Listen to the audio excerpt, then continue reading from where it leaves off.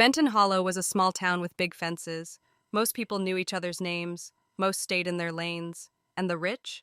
They liked to remind everyone who they were. Derek Vance was one of them.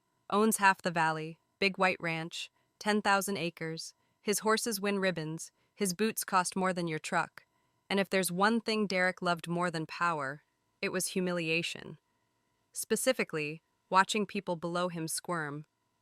So when the local paper ran a photo of a homeless man sleeping behind the feed store, Derek scoffed.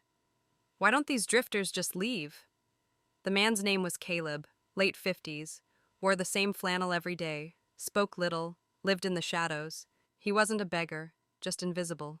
But Derek had other plans. At the back of his ranch was a broken mare, sick, weak, nobody could save her. Vets gave up. His staff said she should be put down. Instead, Derek had a brilliant idea.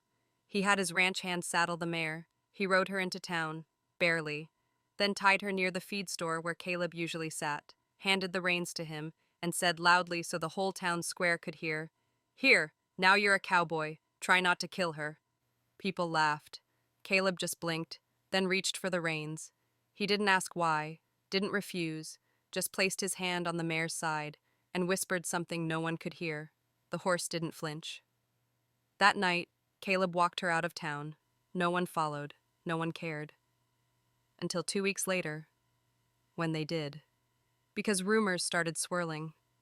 Someone spotted Caleb outside an old barn west of the river, fixing fences, growing grass, and riding.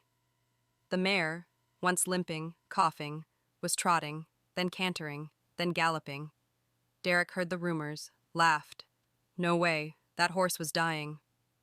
But by week 4, the town couldn't ignore it. Caleb had transformed the abandoned barn into a small pasture.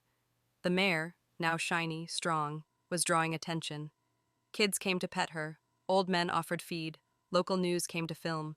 They asked Caleb, "How did you save her?" He looked straight into the camera. "I didn't save her, she saved me." Turns out Caleb had once been a horse trainer, one of the best on the circuit.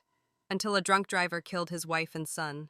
He lost everything, gave up, started walking, never stopped. Until that broken horse tied outside a feed store looked at him the way no one had in years, like he mattered. Word spread. Locals set up a fundraiser. Someone donated hay. Another brought vet meds. A rancher gave him another rescue horse, then another. By autumn, Caleb had 5 horses, and a sign outside his rebuilt stable, Second Chances Ranch. Derek Vance